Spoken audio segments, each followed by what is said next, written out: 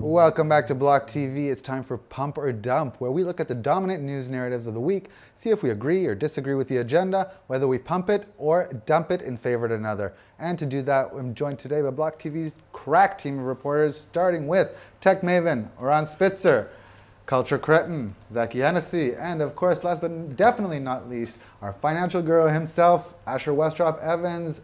Guys, yesterday was a big week for crypto. We had Ethereum going on, a lot of stories making the rounds, but do all of them deserve the attention they got? And one by one, we're gonna go. You're gonna offer up, you're gonna have a minute to offer up the story that you think should be replaced with what everybody's talking about, beginning with Asher Westrop Evans. What do you got? All right, so this narrative I think is going to be dumped for this week is we had some comments coming from SEC Chair Jay Clayton, who said that Bitcoin needs better regulation. His latest comments, and I'll quote from the man directly: "If investors think there is the same rigor around the price discovery as there is on the Nasdaq or New York Stock Exchange, they are sorely mistaken. We have to get to a place where we can be confident that trading is better regulated," in reference to any potential ETFs that are coming out there. So that's what's said. You want to dump exactly. That's what should be done. What should be pumped instead is the ongoing repo operations, repurchase operations being put out by the New York Fed at the moment.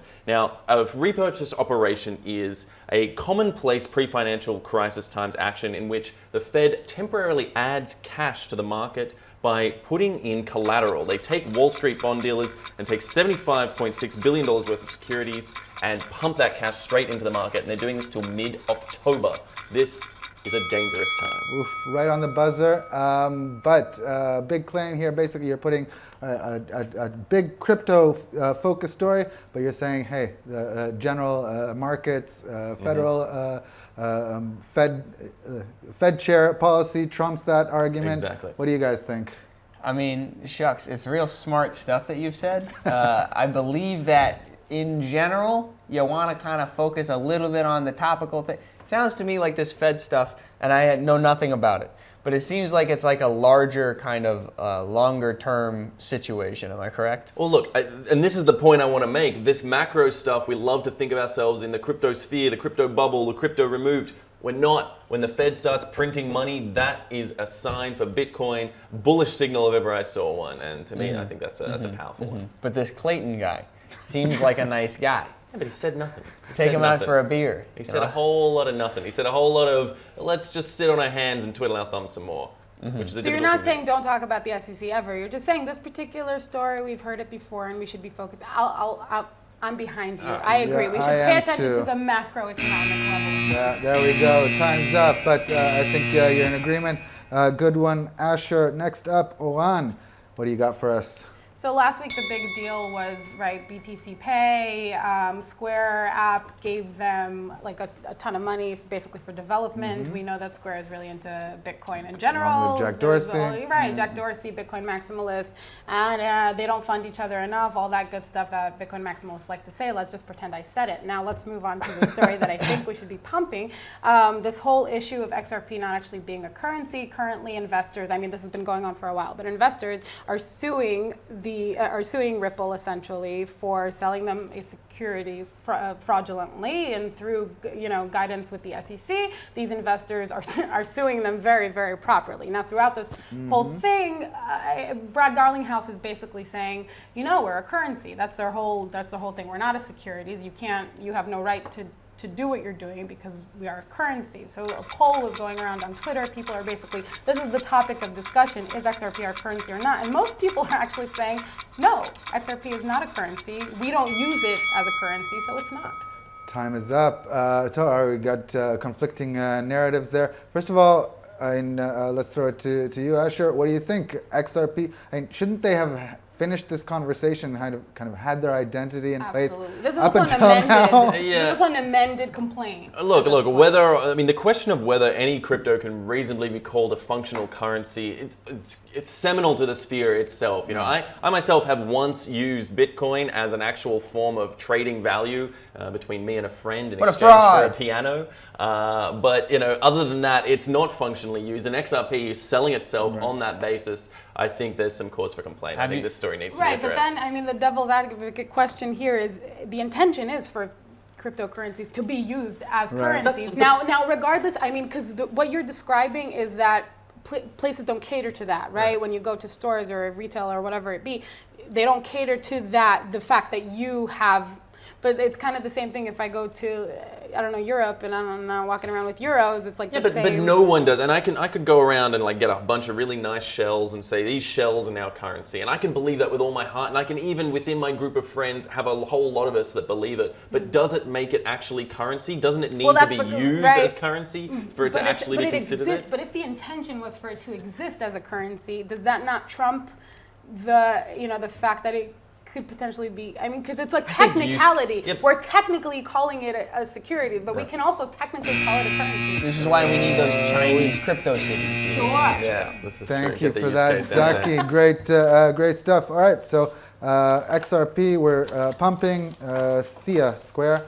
Zaki Hennessy, what have you got for us? Hello, it is I, Zaki Hennessy. Start the timer. My notebook's sticky, so I'm not going to address that. Anyways, we got, everybody's talking about these 6.15 Bitcoin memes. I got a bunch of them on Reel. They're going to be playing as I'm talking here, but everybody's talking about these 6.15 Bitcoin memes. And you're saying they shouldn't be. They shouldn't be listen, they all say hodl to 6.15. They all say 6.15 is going to give you a big load. They say 6.15 Bitcoin is going to get you the big titty bitches and infinite riches. It's inappropriate. It's not the kind of look that we need in the sphere, although it is very funny. I like those a lot. No, we should dump it. What I'm saying we should pump is this fella, this guy, Keith Mali Chung. He's a Nigerian man, a Bitcoin educator, president of Loop Block, and he was mistakenly given 7.88 Bitcoin. Can anyone tell me how much that is? I'll tell you, it's $80,000 worth of Bitcoin. He went out of his way to find the person who accidentally sent it to him, sent it back to them, and now he's been labeled the Nigerian Good Samaritan. Zaki, your time's up, but I'd give you an extension. Just if you can explain what the 615 meme is and what it relates to, so that we can counter your argument. Some fella, he had these 6.15 Bitcoins, and then he posted a bunch of memes about it on Reddit, and it's actually taken off very well. I've seen this one myself, independent of our dear colleague here. It's taken off on crypto Reddit. This guy just keeps incessantly posting about his 6.15 Bitcoins. All right, so I'm gonna go with Zaki's argument here. I think somebody who's returning $80,000 worth of Bitcoin, plus or minus, deserves to be pumped, and the narrative should be shared. I'm going to disagree here. I think this is a por qué no los dos situation. I think why not have both? We can have some solid memes around the 6.15 Bitcoin. It's funny. I've had a chuckle. You've had a chuckle. I've had quite a chuckle. We could all have a chuckle. And we can also thank the Nigerian Good Samaritan for his good work. So this is like the best argument Zaki has ever had, I would argue. Mark your calendars, folks. You were here. I do want to remind you. I will remind you. We'll give her extra time. We need more memes. And so you're a hypocrite, but a good argument. We'll go with the Good Samaritan. No, he's saying we can create memes around the Good Samaritan, and hey, Nigerian people everywhere, need some positive reporting there. Big titty bitches. How about returning those riches? All right, go ahead. All right, next. Okay, we're going into round two. You all got to make your first arguments for what we should be pumping and what we should be dumping. Asher, we're back to you. What do you got for us? Okay, so last time I had some very specific elements that need to be addressed here. Here I'm going a little macro, a little all over. So last week we had a grand narrative pumping through. The alt season had arrived. September 18, we saw that day in which some alts were pumping as high as 20% on the day, and Bitcoin was down overall on the day. Everyone was really excited. The alt season's arrived. Finally, BTC market dominance is down. Who cares? Move on. What I really care about is growth in the ecosystem as a whole, Ron. There's so much happening. We saw back launch in the last 24 hours. We've seen Bitwise saying that they're market ready for their ETF and speaking with the SEC and releasing reports. We're seeing Jay Clayton speak before the House Financial Services Committee this coming week, in which he's going to talk about some of the latest developments in policy towards crypto. We're seeing the Telegram Open Network just around the corner, Libra making continued announcements. There is so much growth happening in this ecosystem. We shouldn't care whether it's coming from Bitcoin or from altcoins. It's just about general development, general growth. It's such an exciting time to be in the space, in the sphere. I want to play into that narrative, Ron. Wow. Okay, greatly timed. But what are we saying? Are we dumping hype and altcoin season and all these chances to make some money here in favor of fundamentals? It's essentially the question of, are we going to stick to a circle jerk, or are we going to make it a big old kumbaya jerk, where everybody in the whole dang world's hearing about it, hearing about the big, large-scale growth versus like the only people who are talking about altcoins are people who are already in the crypto sphere. So like they can coexist. I think that the latter is the more relevant, appealing to a wider audience in order to get us that delicious MA, that mainstream adoption that we're all talking about. Because I think that's crucial to. Oran, what's your take on that? I mean, hit me around. I can take it. It's not a hit me. I think that I think a frustrating part of being in the sphere in general is that we talk around the same thing over and over again. And a lot of the times you see that people aren't actually doing things that they say that they're doing, or it's a lot of hype. And so I think with what happened last week, particularly with alt season and everything, it's that excitement. Oh, look, we see something actually happening. And all these projects are amazing, but we're talking around them because we don't have them yet. I mean, we've got back now. They've launched. Right. There's a whole analysis and angle we can go around that. I think that's We've been shut down, but I have to say, I think fundamentals can be as interesting as the chance to make a quick buck on altcoins. And at BLOCKTV, we're going to do both. There you go. little plug there. I'm promoting. All right, next up, Oran, you often cryptocurrency stories interrelate with kind of general tech trends. You got a couple of examples there. Talk us through it. Well, just in general, last week, a big deal was Snowden, right? And I want to be clear. This was a book that was released. He was sued, right, by the Department of Justice. And then there was one tweet that went out in conclusion, something like, this is good for Bitcoin. Right. Now, like, what does that mean? Are you going to now sell? I'm sure he would accept for Bitcoin. But I mean, it wasn't a Bitcoin story, but the crypto sphere took it upon Adopted themselves absolutely. very, very quickly and very nicely. I understand wholeheartedly. But now, NASA has a new job listing. It lists, they're looking for somebody with blockchain-related knowledge. And this is just to say how amazing it is that blockchain is moving into such fields. Like NASA is posting a public, announcement about searching for somebody with blockchain knowledge. It just kind of shows you that if you're in this niche and you kind of understand what you're talking about, that it's amazing. And I think even last year it was LinkedIn had in their annual report that blockchain job listings are booming, and it's important. So you should know what you're talking about when it comes to blockchain in general. All right, offering some good insights and food for thought about jobs post journalism here. All right. Can't wait.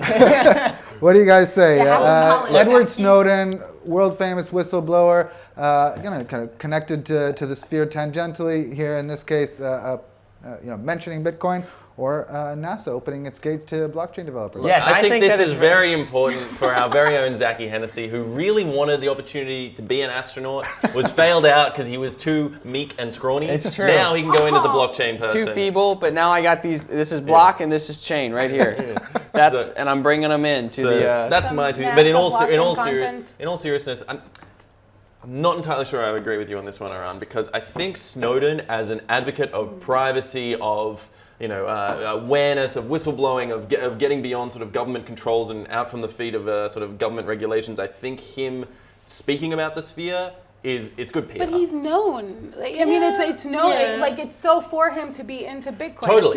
It's It's not unexpected, but right. it's nice to see. So I'm saying is that it wasn't a crypto story, and I hate how pumped up it was and hyped up just because it wasn't a relevance. It was fun. The big deal is that, in short, this is good for Bitcoin. It's just a meme, though. And that's like, he was treating it as that, absolutely. Right? It was Isn't this whole industry driven by memes? I'm pretty sure the asset class has a meme calculated base. Yeah, it's true. We actually do genuinely base sentiment data. All right, out of time for that one.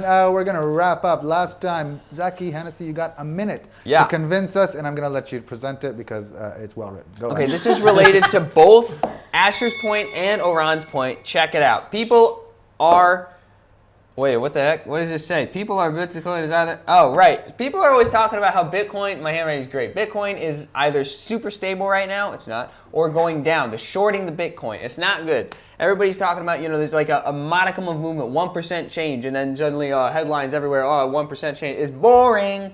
No one cares. Move on.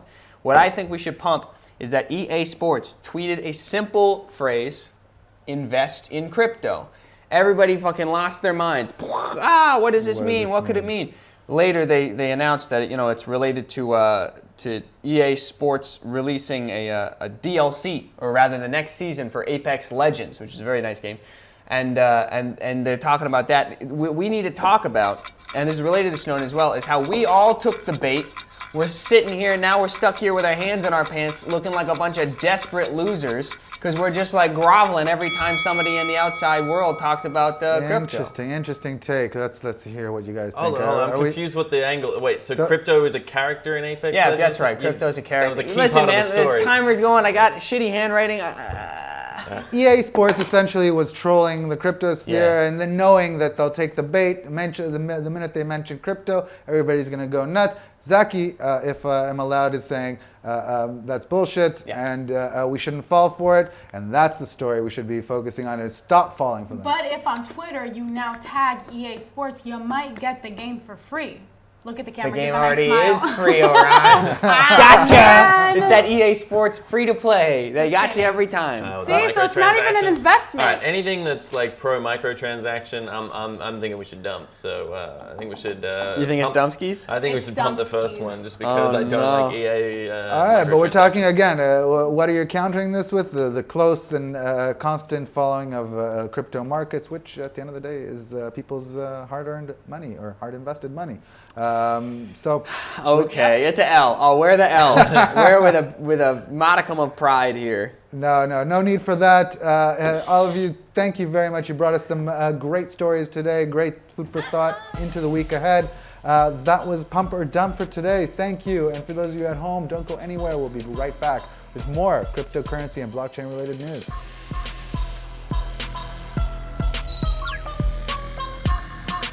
For more news and updates, follow us on Twitter.